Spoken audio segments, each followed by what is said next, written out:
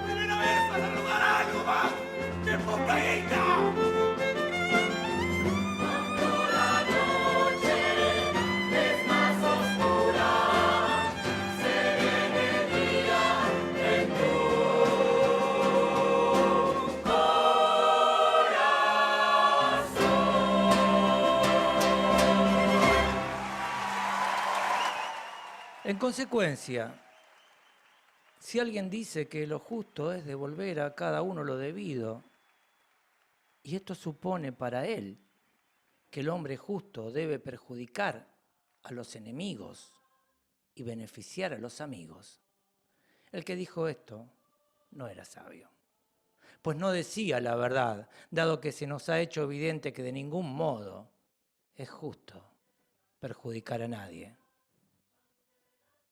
Estoy de acuerdo, dijo él. Entonces, tú y yo lucharemos en común, dije yo. Toda vez que alguien diga que han dicho esto Simónides, Bías, Pítaco o algún otro de los varones sabios y bienaventurados, por supuesto que yo estoy listo para participar en la lucha, dijo. ¿Sabes en realidad, dije yo, de quién me parece que es la expresión que dice que lo justo es beneficiar a los amigos y perjudicar a los enemigos? ¿De quién? Dijo.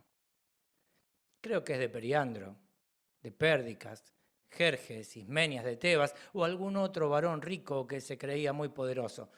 Dices una gran verdad, afirmó. Bien, dije yo, dado que se hizo evidente que ni la justicia ni lo justo son así, ¿qué otra cosa podría decirse que es? Salud y amor.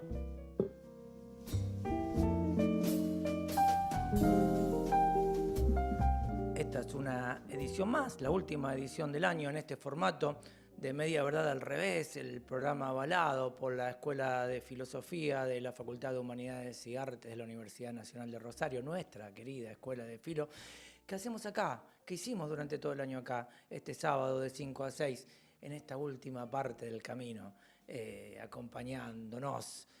Yo, que soy Osvaldo Burgos, y en los controles, mi amigo Nicolás Urquiza. Hola, Nico, ¿cómo andás? ¿Qué tal, Osvaldo? ¿Todo bien? Todo perfecto. ¿Cómo viene el fin de? Excelente. Bueno, me encanta, mejor así. Lo que leí fue un pequeño fragmento del libro República de Platón, ¿sí? Eh, República, que en realidad en griego es politeia, en latín es politia, son 10 libros.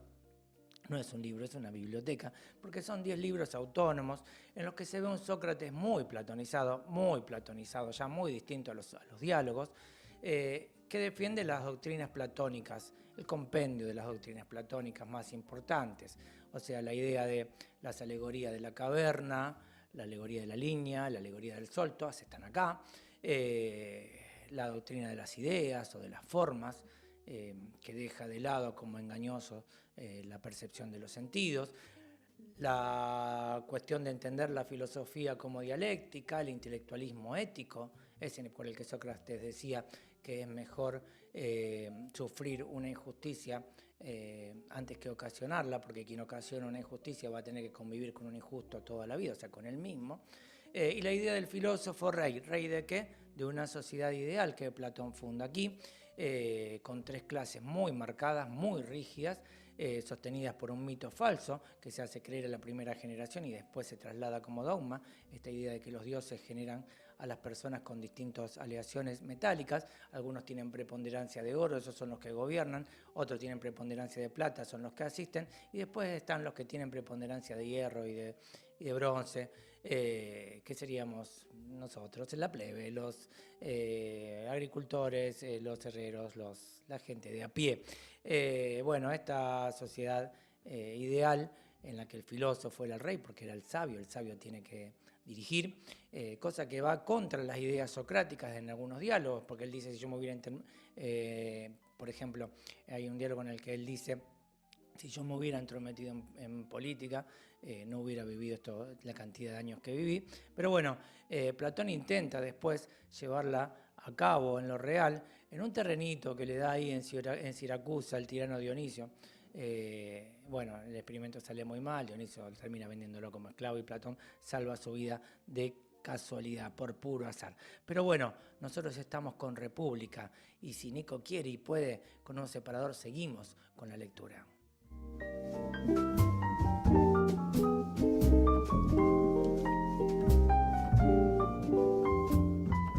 Entonces, República. crónica final del libro 1, episodio de Trasímaco. Charla sobre la justicia, que es el tema preponderante a lo largo de los 10 libros, ¿no? Entre tanto, Trasímaco estuvo intentando varias veces intervenir en el medio del argumento, mientras nosotros, yo, Sócrates y Polemarco, discutíamos, pero se lo venían impidiendo los que estaban sentados a su lado y querían escuchar el argumento hasta el final. Cuando hicimos una pausa, y yo dije eso, ya no pudo mantener la calma y agazapándose como una fiera se nos vino encima, como para despedazarnos. Entonces, tanto Polemarco como yo quedamos estupefactos de temor, y él, prorrumpiendo los gritos en medio de la charla, dijo: ¿qué clase de charlatanería los tienes desde hace rato obnubilados, Sócrates? ¿Por qué se hacen los tontos, fingiendo ese servilismo mutuo? Por el contrario, si quieres realmente saber qué es lo justo, no te limites solo a preguntar, ni a vanagloriarte, refutando cuando alguien te responde, con plena conciencia de que es más fácil preguntar que contestar. Contesta, en cambio, tú mismo y explica qué dices que es lo justo. Pero no vayas a decirme qué es lo necesario, ni lo útil, ni lo ventajoso, ni lo provechoso, ni lo conveniente. Al contrario, dime clara y justamente qué dirías. Porque yo no aceptaré que plantees esta charlatanería inconsistente. Bueno, al escucharlo, yo me asusté y cuando lo miré de frente me sentí amedrentado. Realmente me parece que si yo no lo hubiera mirado antes que él a mí, me hubiese quedado sin palabras. Pero enseguida, tan pronto como comenzó a exasperarse por el argumento, lo miré de frente yo primero, de modo que logré contestarle. Y dije, temblando un poco: Trasímaco, no seas duro con nosotros. Pues si Polemarco y yo nos estamos equivocando en nuestro análisis de los argumentos, ten bien en cuenta que nos equivocamos involuntariamente. Pues no creas para nada que si hubiésemos estado buscando oro, no íbamos a preferir andar con falsas deferencias y destruir la posibilidad de encontrarlo, mientras que tratándose de la justicia, que para nosotros es un asunto mucho más honorable que todas las riquezas, vamos a caer de manera necia en las deferencias mutuas, sin dedicarnos con máxima seriedad a revelarla. Y tú créelo, amigo, en verdad no podemos. Realmente es mucho más natural para nosotros que ustedes, los expertos, en lugar de tratarnos con fiereza, nos expliquen. Al escuchar esto, él se echó a reír, de modo muy despectivo, y dijo: por Heracles, esta es la misma ironía usual de Sócrates. En verdad, yo lo sabía y les anticipé que no ibas a querer contestar. Y al contrario, si alguien te preguntaba algo, te pondrías a ironizar y a hacer cualquier cosa antes que responder. Imaginemos esta escena, ¿no? Están ellos conversando dialécticamente, intentando llegar a una definición a través de los vencimientos mutuos en las instancias de conversación y un montón de público alrededor. Es una puesta en escena. Sócrates sigue: sin duda eres sabio, Trasímaco, y entonces sabes bien que si preguntaras a alguien cuánto es 12, y al preguntar le dijeras en tono de advertencia: pero hombre, no me vayas a contestar que 12 es 2 veces 6, ni que es 3 veces 4, ni que es 6 veces 2, ni que es 4 veces 3, porque no te aceptaré que divague de ese modo. Creo que sería evidente para ti que nadie te respondería si formulas de esa manera la pregunta. Pero si ese hombre te contestara: Trasímaco, ¿cómo dices? ¿Que no responda con ninguna de las posibilidades que adelantaste? ¿Que aunque resulte ser cierta una de ellas, mi sorprendente amigo, diga sin embargo algo diferente de lo verdadero? ¿Qué me estás diciendo? ¿Qué le contestarías a eso, Trasímaco? Dijo, como si este caso fuera comparable con ese. Nada lo impide, dije yo. Pero incluso si en verdad no fuera similar, pero lo pareciera al que es interrogado, ¿crees que éste contestaría censurando lo que le parece, ya sea que nosotros se lo objetemos o no? Entonces, dijo, ¿también vas a hacer algo así? ¿Vas a contestar alguna de las cosas que te objeté? No me sorprendería, dije yo, si así me pareciera al analizarlo. En ese caso, ¿qué pasaría, dijo, si yo te pusiera otra respuesta además de todas esas, incluso mejor que esas, sobre la justicia? ¿Qué castigo merecerías? ¿Qué otra cosa, dije yo, que lo que se merece que le pase al que no sabe? En realidad, le conviene aprender del que sabe. Por consiguiente, yo merezco que me suceda eso. Sin duda, eres simpático, dijo. Pero además de aprender también, págame. ¿Eh? La platita, querido. ¿Dónde está la plata? En cuanto la consiga. La tiene, dijo Glaucón, que se entrometió por ahí, ¿no? Trasímaco quería plata para enseñar, para dar la respuesta. Sócrates decía que él no tenía riquezas para pagar, que lo único que tenía era su perplejidad y su deseo de aprender. Bueno, Glaucón, uno de los amigos de Sócrates, que a la postre es uno de los hermanos de Platón, interrumpe diciendo, si se trata de plata no es problema, Sócrates, la plata está. Si es por el dinero, Trasímaco, dale, papá, habla. Sin duda todos nosotros pagaremos por Sócrates. Ya lo creo, dijo él, para que Sócrates consiga lo habitual. No contestar, sino apoderarse del argumento del otro que contesta y refutarlo. ¿Y cómo, excelentísimo amigo, dije yo, podría responder alguien que en primer lugar no sabe, ni anda diciendo que sabe? Y después, si llegara a pensar algo, un hombre de no poco valor le pusiera obstáculos en ese punto para que no vaya a decir nada de lo que cree que es. Más natural, por cierto, es que hables tú. Pues sin duda dices que sabes y que estás en condiciones de hablar. No optes por otra cosa entonces. Hazme el favor, Trasímaco, de contestar y no te rehúses a enseñar también a Glaucoma, aquí presente, y a los demás. Cuando yo dije eso, Glaucón y los demás le suplicaron que aceptase. Era evidente que Trasímaco ardía en deseos de hablar para ganar fama, porque estaba seguro de tener entre manos una respuesta absolutamente exacta. Estaba entonces fingiendo para que fuera yo el que respondiera, pero al final cedió e inmediatamente dijo, esta es palmariamente la sabiduría de Sócrates. No quiere enseñar, pero se la pasa aprendiendo de los otros y no le da las gracias a ninguno. O sea, aprende gratis. Es que aprendo de los otros, dije yo. Dices la verdad, Trasímaco. Pero cuando dice que yo no soy agradecido, mientes. Pues pago como puedo y lo único que puedo hacer es elogiarlos, porque dinero no tengo.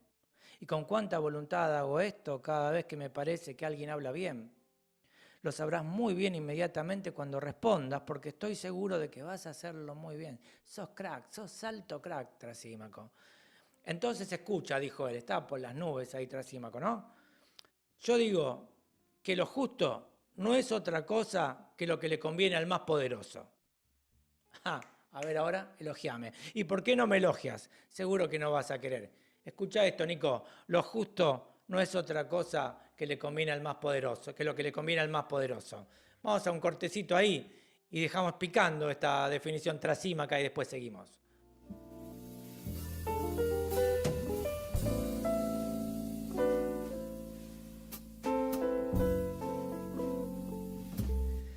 Así que Trasímaco dijo ante Glaucón, ante Sócrates y ante todos los demás espectadores de esta contienda retórica, que él pretendía retórica y que los otros pretendían dialéctica.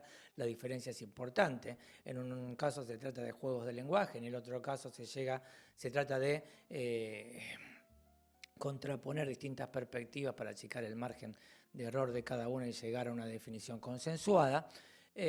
Bueno, Trasímaco dijo, lo justo no es otra cosa más que lo que le conviene al poderoso. A ver si me vas a elogiar, Sócrates. Dale, elogiame, porque yo soy el que sé. Sócrates responde, si supiera en primer lugar lo que estás diciendo, pero por ahora todavía no lo sé. Dices que lo justo es lo que le conviene al más poderoso. ¿Y qué hacemos con eso, Trasímaco? ¿Qué querés decir? No se entiende. Porque sin duda no te refieres a esto.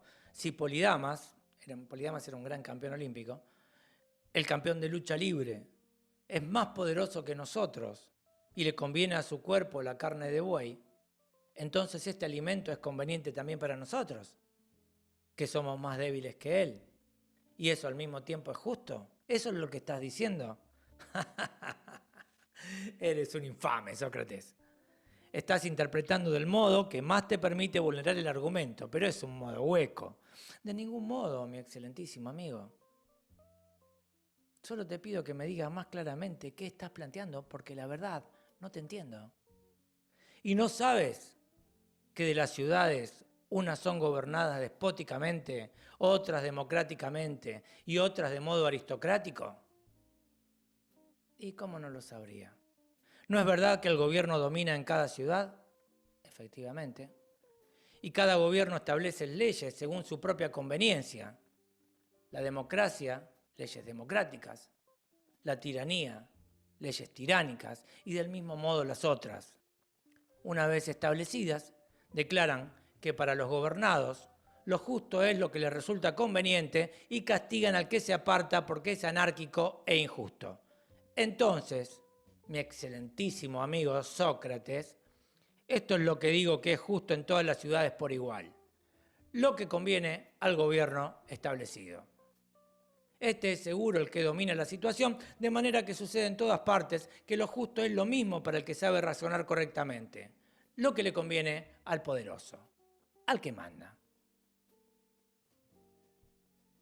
Ahora entendí lo que dices, o eso creo. Si es verdad o no, voy a intentar determinarlo. Entonces, Trasímaco, contestaste que justo es lo conveniente, aunque a mí me impediste que contestara eso. En rigor se agregó allí la referencia al más poderoso. Ponele, tal vez haya ahí un pequeño agregado. Aún no es evidente si es grande o si es pequeño, pero sí es evidente que hay que analizar si lo que estás diciendo tiene algún asidero, si es la verdad. Porque yo también estoy de acuerdo en que lo justo es algo conveniente. No obstante, tú estás agregando algo y dices que es lo que conviene al más poderoso. Pero la verdad es que yo no lo sé y hay que analizarlo. Analiza todo lo que quieras. Así será. Dime, ¿no planteas que lo justo es obedecer a los que gobiernan? Eso es lo que digo. ¿Y acaso los que gobiernan son infalibles en cada ciudad o también pueden equivocarse en algo? Absolutamente, dijo Trasímaco, ellos pueden también equivocarse en algo. ¿Y no es verdad que al intentar establecer leyes, unos legislan correctamente y algunos incorrectamente? Eso es lo que creo yo. ¿Acaso lo correcto no es establecer lo que les conviene a ellos mismos y lo incorrecto lo que no les conviene? ¿Eso es lo que estás diciendo? Claro, eso es lo que digo. ¿Y los gobernados deben hacer lo establecido y esto es lo justo? ¿Y cómo no? Te lo estoy diciendo desde hace rato. En consecuencia, Trasímaco, querido, de acuerdo con tu argumento, lo justo no solo es hacer lo que le conviene al más poderoso, sino también lo opuesto, lo que no le conviene. ¿Qué está diciendo Sócrates? Lo que tú dices me parece. Pero vamos a analizarlo mejor. ¿No está acordado que los que gobiernan, cuando prescriben a los gobernados que hagan algo, a veces erran por completo sobre lo que es mejor para ellos mismos? Y sin embargo es justo que los gobernados hagan lo que los gobernantes prescriben. ¿No se acordó esto? Acá hay que hacer una aclaración importante. La idea es que en la dialéctica se va razonando por pasos, por niveles. Entonces, sobre lo que está acordado se sigue pasando el tamiz, ¿no? Se siguen refinando los argumentos, pero ya no se puede volver sobre lo que está acordado. Y acá está acordado que lo que justo es lo conveniente y que justo es que los gobernados hagan lo que los gobernantes determinan, ¿no? Entonces, la discusión se centra en si lo conveniente es lo conveniente en sí mismo o es lo conveniente para los que mandan. Entonces Sócrates dice, no está acordado que es justo que los gobernados hagan lo que los gobernantes prescriben.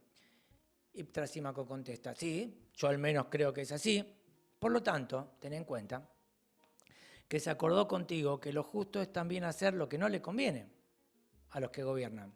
Porque a veces los que gobiernan se equivocan y dictan leyes que no establecen lo que les conviene, sino lo que no les conviene. Cuando los gobernantes prescriben sin querer cosas que para ellos mismos son malas, pero dices que para el resto lo justo es hacer lo que prescribieron, ¿acaso entonces, sapientísimo Trasímaco, no resulta de este modo necesario que lo justo sea hacer lo contrario de lo que tú dices? Indudablemente se prescribe a los más débiles que hagan lo que no le conviene al más poderoso. ¡Ah, por Zeus, Sócrates! Dijo Polemarco. Está clarísimo, o sea, la hinchada está a pleno, a full, una ilusión total con Sócrates, dice, vamos, bueno. En caso de que tú actúes de testigo, dijo interrumpiendo Clitofonte, que un poco le tiraba una soguita a Trasímaco. Ahí, bueno, se había hecho un bardo entre las hinchadas. ¿Y por qué necesitas un testigo? Dijo. En rigor, el mismo Trasímaco está de acuerdo en que los gobernantes algunas veces prescriben males para sí mismos y para el resto lo justo es cumplir con eso. En realidad, dice Polemarco, Trasímaco sostuvo que lo justo es hacer lo que ordenan los gobernantes. Y ahí contesta Clitofonte. Y también sostuvo que lo justo es lo que le conviene al más poderoso. Y tras postular ambas cosas, acordó al mismo tiempo que algunas veces los más poderosos ordenan a los más débiles lo que no les conviene y los gobernados lo hacen. A partir de estas premisas acordadas, lo que conviene al más poderoso no sería en nada más justo que lo que no le conviene. Pero con lo que conviene al más poderoso, dijo Clitofonte, Trasímaco quería decir lo que el poderoso cree que le conviene. Eso es lo que debe hacer el más débil y sostuvo que eso es lo justo. No lo que le conviene al más poderoso, sino que lo que el poderoso cree que le conviene y establece como ley.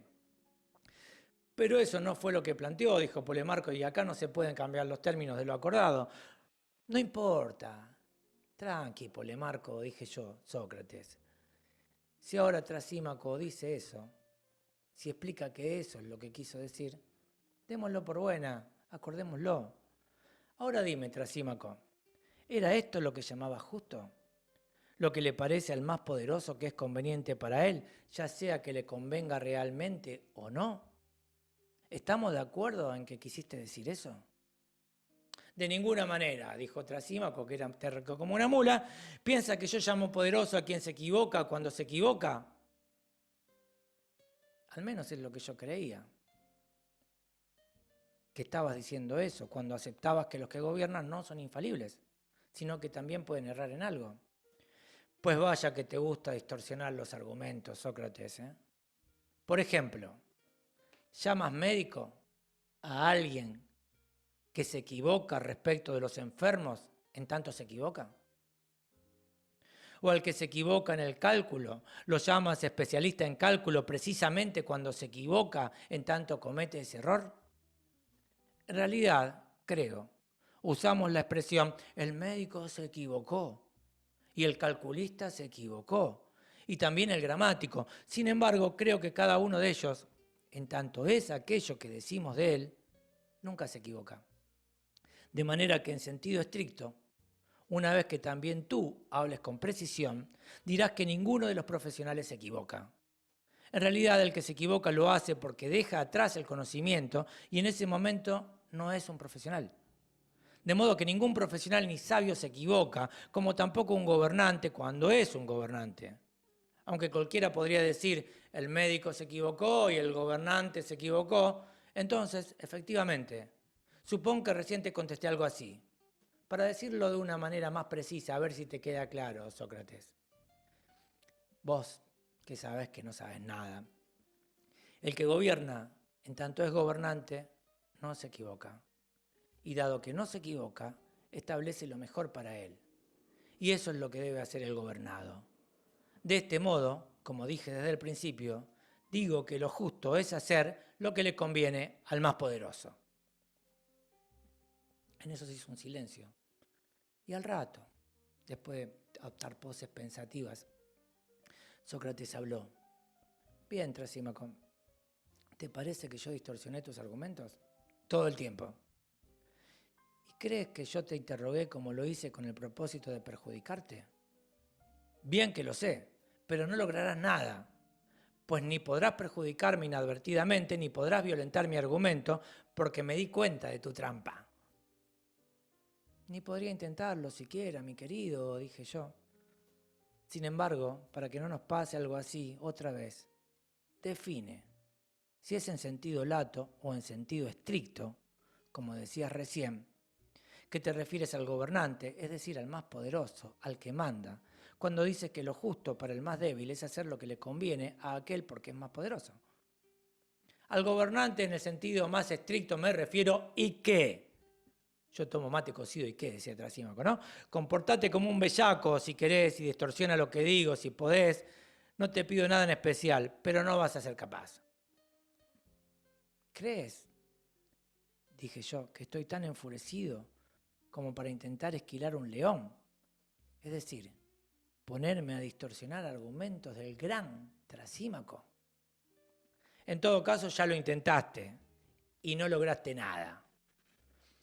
Ya es suficiente de estas cosas, dije yo. Dime, el médico en sentido estricto, del que recién hablabas, ¿es un comerciante o un servidor de los enfermos? El médico en sentido estricto del que recién hablabas, ¿es un comerciante o un servidor de los enfermos? Pensemos esta pregunta, ¿no? Di precisamente lo que es en realidad un médico. Un servidor de los enfermos, dijo. ¿Y el piloto qué es? El piloto eficiente. ¿Es en rigor el que gobierna a los tripulantes o es un tripulante más? Qué pregunta absurda. Es el que gobierna a los tripulantes, Sócrates. Creo que no hay que considerar el hecho de que navegue en una nave, ni debe ser llamado tripulante, pues no se lo llama piloto porque navega, sino por su técnica, es decir, por el gobierno de los tripulantes. ¿Es verdad? ¿Acaso no hay algo conveniente para cada uno de ellos? Seguramente. Y la técnica no surge naturalmente, dije yo, para analizar y proporcionar lo que es conveniente para cada uno. Justamente para eso.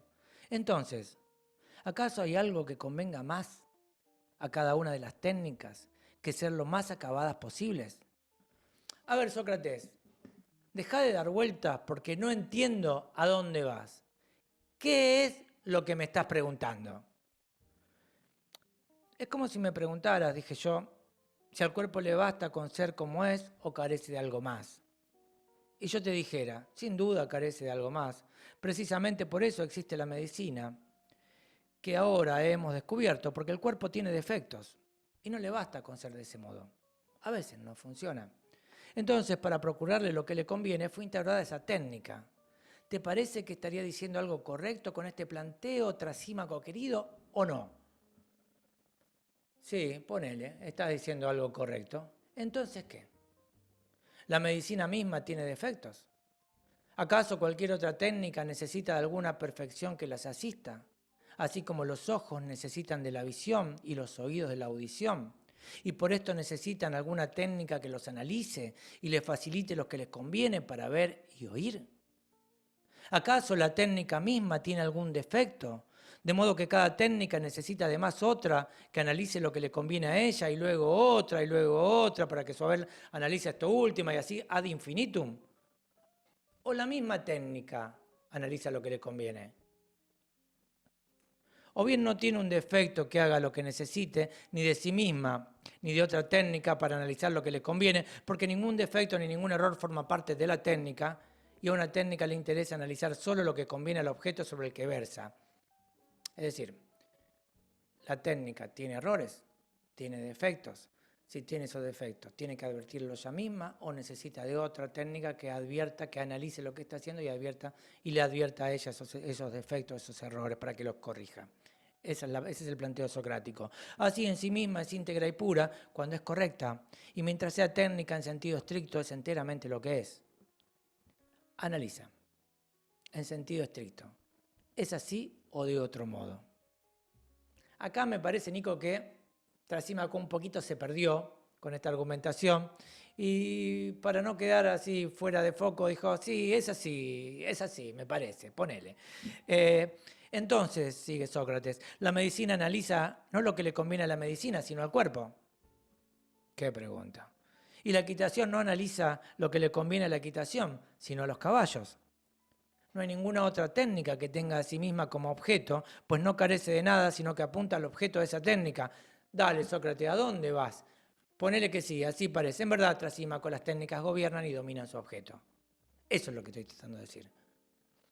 Aquí accedía ya con mucha dificultad, dice Sócrates, claro, porque le dio una vuelta que el tipo ya se perdió y más que con dificultad acepta con dejo de resignación. Luego, ningún conocimiento analiza ni se encarga de lo que le conviene al más poderoso, sino de lo que le conviene al más débil, esto es, al gobernado por ella. Finalmente estuvo de acuerdo, aunque seguía intentando discutir. Una vez que aceptó, yo dije, ¿no es cierto que ningún médico en tanto tal analiza ni prescribe lo que le conviene al médico, sino lo que le conviene al enfermo? O sea, ¿qué analiza y prescribe el médico? ¿Lo que le conviene a él o lo que le conviene al enfermo? Obviamente debería ser al menos lo que le conviene al enfermo. Pues quedó acordado que el médico en sentido estricto es el que gobierna los cuerpos y no es un comerciante, es un médico en sentido estricto cuando prescribe lo que le conviene al enfermo, no lo que le conviene a él. ¿Estábamos de acuerdo en eso, Trasímaco, o no? Sí, por supuesto, estamos de acuerdo. Dale, avanzá. Entonces el piloto en sentido estricto es el gobernante, los tripulantes y no un tripulante. Sí, ya lo dijimos eso. ¿A dónde querés ir? En consecuencia, este piloto, que es un gobernante, analizará y prescribirá no lo que le conviene al piloto, sino al tripulante. Esto es al gobernado. Se la dejo picando un poquito, a ver a dónde vamos con esta historia del piloto. El piloto no es un tripulante y no analiza lo que le conviene a él, sino lo que le conviene a la tripulación, o sea, a los gobernados. Vamos a ver a dónde vamos con esto. Acá hay una chance interesante porque evidentemente Trasímaco hace una diferenciación entre gobernantes y gobernados que pueden llegar a tener intereses contrapuestos y entre pilotos y tripulantes y pasajeros no hay intereses contrapuestos porque si el barco se hunde, se mueren todos, no solamente la tripulación. Entonces, pero bueno, estos eran los jueguitos socráticos también, ¿no? Entonces Trasímaco, dije yo, nadie, en ningún gobierno, en tanto es gobernante, analiza ni prescribe lo que le conviene a él mismo, sino al gobernado, es decir, a aquel a quien está destinada su labor. Y dice todo lo que dice y hace todo lo que hace para cuidar al gobernado y disponer lo que le conviene. Te voy a leer esto y después vamos a un separador porque esto es típicamente platónico. Yo no creo en el que el Sócrates histórico pueda llegar a decir algo así. Ya dijimos al inicio que en República se ve un Sócrates que funciona como un alter ego de Platón, prácticamente.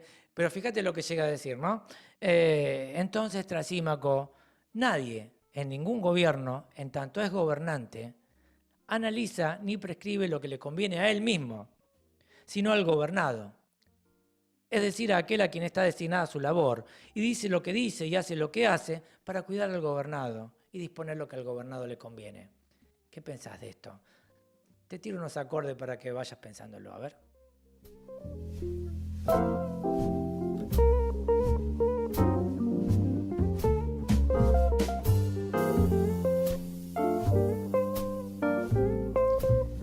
Bueno, acá estamos en Media Verdad al revés. Esto es la última edición de sábado 2023.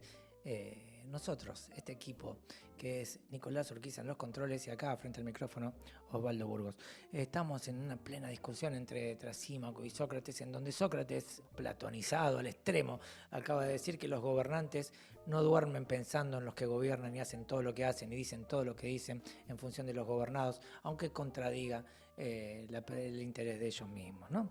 Así pues, cuando estábamos en este punto extraño, agrego yo, del argumento, y estaba claro para todos que la definición de lo justo se había transformado en su contrario, Trasímaco, en lugar de contestar, me espetó. A ver, Sócrates, ¿vos tenés una niñera? Acá tiró la pelota afuera y cambió la regla de juego, ¿no? Una niñera. Toda la gente se dio vuelta y lo miró. ¿Por qué tendría? Dije yo. ¿No debías contestar antes de preguntar una cosa así que aparte no tiene ni pies ni cabeza? Porque realmente te mira con indiferencia mientras moqueas y no te suena aunque lo necesites. Y tampoco te ha enseñado qué pasa entre las ovejas y el pastor. Trasímaco, de verdad que no entiendo tu semejante sabiduría. ¿Qué es lo que estás intentando decir? ¿Qué crees que los pastores o los boyeros analizan lo que es bueno para las ovejas o los bueyes? Y los engordan y los cuidan, prestando atención a algo distinto de lo que es bueno para sus señores y para ellos mismos. Esto es como la del pavo, ¿viste? Durante 364, el pavo de Navidad, o el pollo de Navidad, o lo que comas en Navidad, durante 364 días del año dice qué bueno que es el hombre, yo no hago nada y él me alimenta. Al día 365 hay un hecho imprevisible que termina toda argumentación. Pero bueno, se pasa todo un año diciendo que el hombre es buenísimo. Entonces dice Trasímaco a Sócrates, le enrostra esto. ¿Crees que los pastores o los boyeros analizan lo que es bueno para las ovejas o los bueyes y los engordan y los cuidan, prestando atención a algo distinto de lo que es bueno para sus señores y para ellos mismos? ¿También consideras que los gobernantes que detentan realmente el poder en las ciudades piensan respecto de los gobernados de otro modo que como dispondrían del ganado y que los atienden día y noche por algo que no les será de utilidad? En realidad, estás tan lejos de lo justo y la justicia, y lo injusto y la injusticia, que ignoran que la justicia y lo justo en realidad son un bien para otro.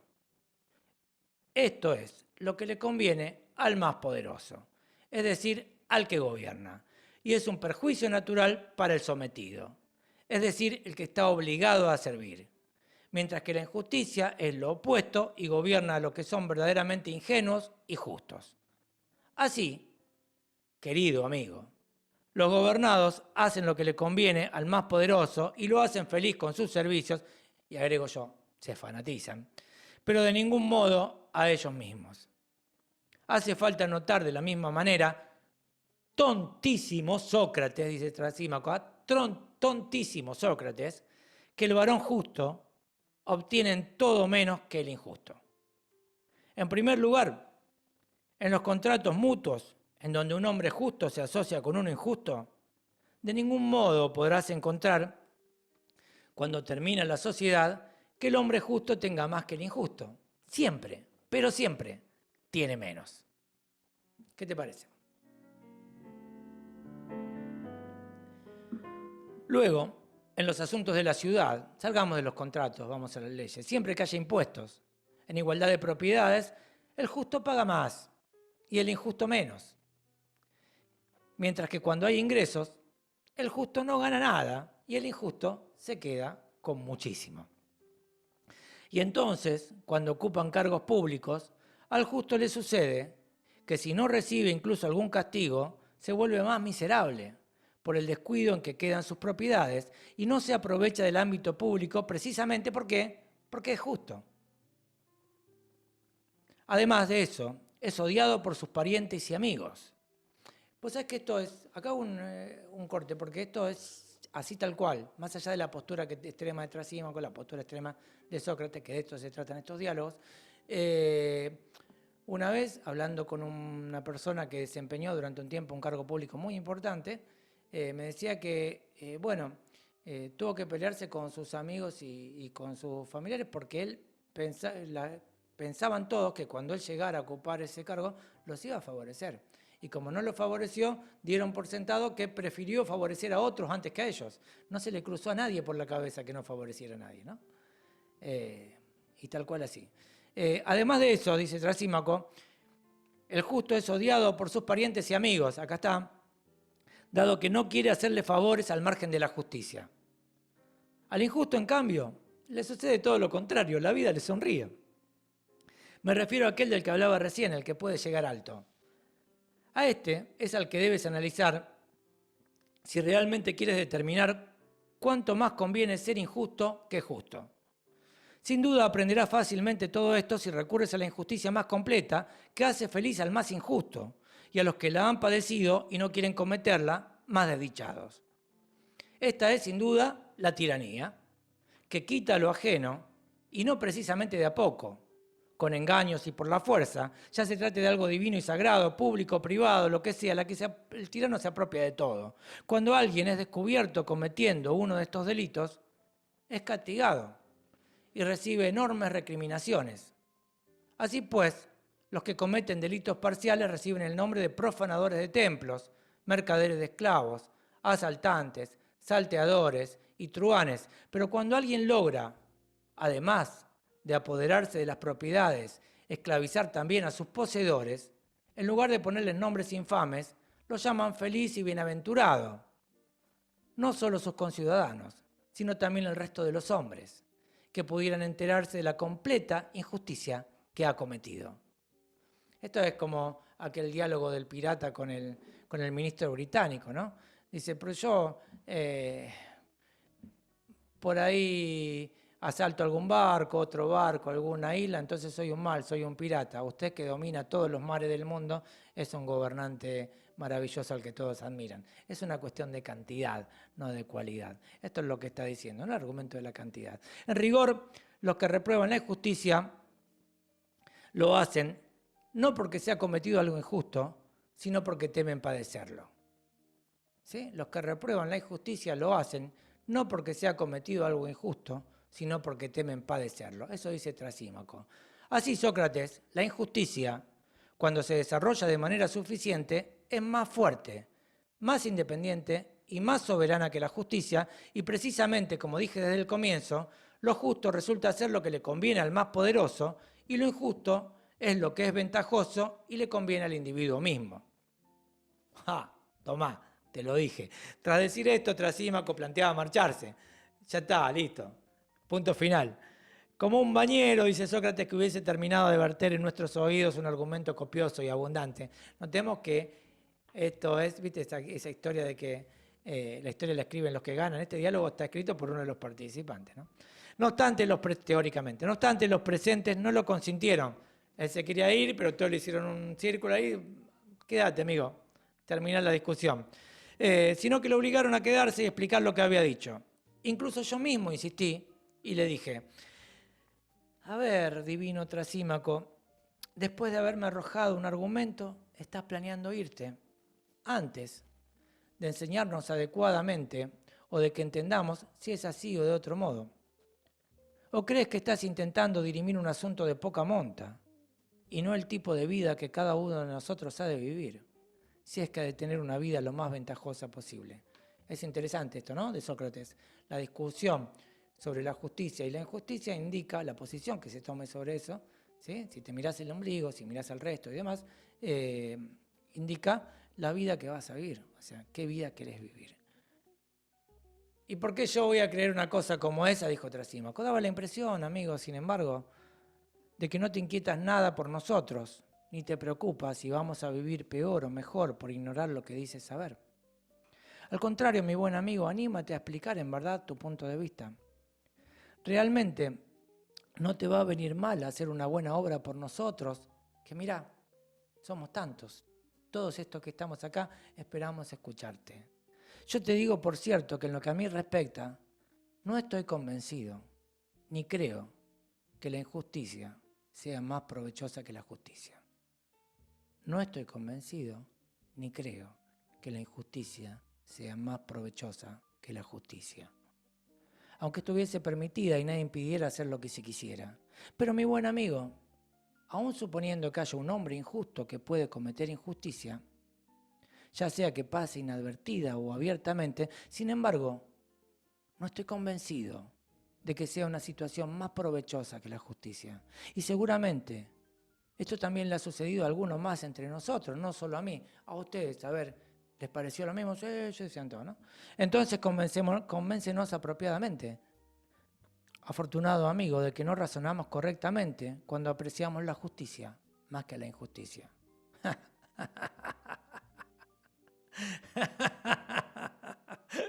¿Y cómo voy a convencerte? En realidad, si ya no te convenciste con lo que acabo de decir, ¿qué otra cosa puedo hacer? ¿Acaso te podría hacer tragar el argumento para que llegaras directamente al alma? Por Zeus, dije yo, no, por favor, te lo suplico, no lo hagas. Por el contrario, en primer lugar, persevera en lo que plantees, o si lo cambias, cámbialo claramente y no nos engañes. Ya ves, Trasímaco, todavía tenemos que analizar lo que se dijo antes, porque al definir primero al que en verdad es médico, no consideraste que luego era necesario prestar adecuada atención al que es verdaderamente pastor, y crees al contrario, que en tanto pastor, apacienta al ganado, sin observar lo mejor para el ganado, sino que lo haría como un comensal que va invitado a un banquete, o también como un comerciante para venderlo, pero no como un pastor. Indudablemente a la tarea pastoril no le preocupa otra cosa que el objeto al cual se aplica con el fin de proporcionarle lo mejor, y en lo que la tarea pastoril misma concierne está totalmente satisfecha del mejor modo, mientras no le falte un objeto para ejercer el pastoreo. Igualmente, yo creo que es absolutamente necesario que estemos de acuerdo en que todo gobierno, en tanto gobierno, no analiza ninguna otra cosa sino lo que es mejor para quien es gobernado y protegido por él, tanto en relaciones de poder político como en el ámbito particular. Sigue insistiendo con este argumento extremo, Sócrates, ¿no? Yo creo que es absolutamente necesario que estemos de acuerdo en que todo gobierno, en tanto gobierno, no analiza ninguna otra cosa, sino lo que es mejor para quien es gobernado y protegido por él, tanto en relaciones de poder político como en el ámbito particular. ¿Vos creés, en cambio, que los gobernantes en las ciudades, los que gobiernan verdaderamente, lo hacen voluntariamente? ¿Gobiernan voluntariamente o no? Por Zeus, Sócrates, no es lo que creo. Eso es lo que sabemos todos. ¿Vos tenés idea cuánto vale una campaña? ¿Y qué, Trasímaco? Dije yo. ¿No te das cuenta de que en las demás tareas de gobierno nadie quiere gobernar por propia voluntad, sino que piden un pago? Porque el beneficio de gobernar no ha de ser para ellos mismos, sino para los gobernados. Y además contéstame esto. ¿No decimos que cada una de las técnicas es siempre diferente de otra porque tiene una capacidad diferente? Pero mi dichoso amigo, no me conteste con algo que no crees, para que realmente podamos avanzar en algo. O sea, en la dialéctica está claro, vos tenés que contestar lo que realmente crees y de lo que estás convencido. Si repetís argumentos sin saber lo que estás repitiendo, no se avanza dialécticamente. Es por eso que son diferentes, dijo, de manera que cada una nos procura un beneficio específico, cada técnica, ¿no? Y no común a las demás. Por ejemplo, la medicina nos procura salud, el pilotaje, la seguridad en la navegación, y lo mismo en el caso de las demás. Sin duda, ponele. ¿Y no es verdad que la técnica de cobrar dinero hace que obtengamos un pago? Pues allí reside su capacidad misma. ¿Acaso identifican la medicina y el pilotaje? O si quieres definirlo con precisión, como sugeriste, si algún piloto se cura porque le sienta bien navegar el mar, ¿vas a llamar por eso al pilotaje medicina? Estás diciendo huevadas, Sócrates, de ninguna manera. Creo que tampoco llamarías así a la técnica de cobrar dinero, porque alguien recobrara la salud mientras realiza una tarea a sueldo. Claro que no. ¿Y qué? ¿Vas a llamar a la medicina técnica de cobrar dinero si alguien obtiene un pago por restaurar la salud? ¿Acaso está diciendo que los médicos son comerciantes? No. ¿Acaso no acordamos que el beneficio de cada una de las técnicas es específico? Démoslo por sentado. En consecuencia, cualquiera que sea el beneficio común que obtienen todos los artesanos, es evidente que se valen de eso de manera compartida, agregándole al uso de su propia técnica. Es importante que acá estamos hablando de técnicas, ¿no? El gobernar bien, la medicina, eran tecné. En realidad la palabra técnica incluye también el arte, ¿sí? El arte de curar sería. Así parece, dice Trasímaco, y sigue Sócrates. Y decimos ciertamente que los artesanos obtienen un beneficio al recibir un pago porque suman a su propia técnica el uso de la técnica de cobrar dinero. Ahí Trasímaco aceptó con cierta dificultad. Pero entonces, el beneficio que obtiene cada uno de su propia técnica no es el ingreso de dinero, sino que si hay que analizarlo en sentido estricto, la medicina produce la salud y la técnica de cobrar dinero procura un pago, y así también la construcción produce la casa y la técnica de cobrar dinero que la acompaña produce un pago, y del mismo modo en el caso de las demás técnicas, cada una cumple su función y beneficia al objeto al que se aplica. Y si no genera ingresos con ella, ¿es posible que el artesano se beneficie con esa técnica? No, si no cobra, ¿para qué lo va a hacer? ¿Pero acaso el artesano no produce un beneficio cuando trabaja gratis? Bueno, si quiere trabajar gratis, ponele que sí. Entonces, Trasímaco, ahora es claro que ninguna técnica ni gobierno procura un beneficio para sí mismo, sino que precisamente, como decíamos antes, procura y establece un beneficio para el gobernado, porque analiza lo que le conviene al más débil y no al más poderoso. Por eso yo, querido Trasímaco, estaba diciendo recién que nadie quiere voluntariamente gobernar, ni encargarse de enderezar los males ajenos. Esta es la típica herencia recibida, ¿viste? Sino que pide un pago, porque el que va a ejercer bien una técnica nunca hace ni dispone lo mejor para sí cuando dispone según su técnica, sino para quien es gobernado. En rigor, a causa de eso, según creo, es necesario que haya un pago para los que vayan a decidirse a gobernar, ya sea dinero, prestigio o un castigo, si es que no quieren hacerlo. Ahí se levantó Glaucón y preguntó, ¿por qué dices eso, Sócrates? Sin duda conozco los dos primeros tipos de pago, es decir, en dinero o en prestigio, pero no comprendo el castigo a que te refieres y que has mencionado como parte del pago. Entonces, dije yo, Sócrates, no comprendes cuál es el pago de los mejores, por el cual gobiernan los más ilustres cuando quieren gobernar. O no sabes que se dice, y así es, que el amor al honor y al dinero son una vergüenza. O no sabes qué se dice, y así es, que el amor al honor y al dinero son una vergüenza. Y dejamos acá, porque el tiempo se nos ha pasado. El diálogo sigue, termina el libro 1, Trasímaco se va, absolutamente enojado, abruptamente, pero Glaucón, que es uno de los hermanos de Platón, en el libro 2 toma la posición de Trasímaco mucho más civilizadamente y le da a Sócrates la posibilidad de seguir desarrollando esto. Pero yo me quedo con esto. El amor al honor y al dinero son una vergüenza. ¿Sí? Uno no puede hacer las cosas únicamente mirándose al ombligo, únicamente por ganar fama o por ganar dinero. Es necesario que empecemos a ver un poquito qué está pasando con los demás si queremos hablar de justicia o de injusticia y sacarlo de lado, del balde de la conveniencia. Si nosotros pensamos la justicia en función de nuestros propios intereses, va a llegar el momento que el interés del más fuerte prevalezca y todos seremos sus esclavos. A eso va el diálogo de hoy. Hasta acá llegó este ciclo de Media Verdad al Revés que compartimos con Eva Lucero, a veces con Ulises Vesprini y últimamente con mi querido amigo Nico Urquiza, a quien voy a volver a ver el 13 de diciembre, el miércoles, cuando vamos a presentar este libro, Una hecatombe de todo bien, en la Facultad de Humanidades y Artes, en el Salón de Bellas Artes, salón de uso múltiple de Bellas Artes. Y me voy a despedir leyéndote algo cortito de acá, muy cortito. Así que, al azar, dale, un separador y terminamos.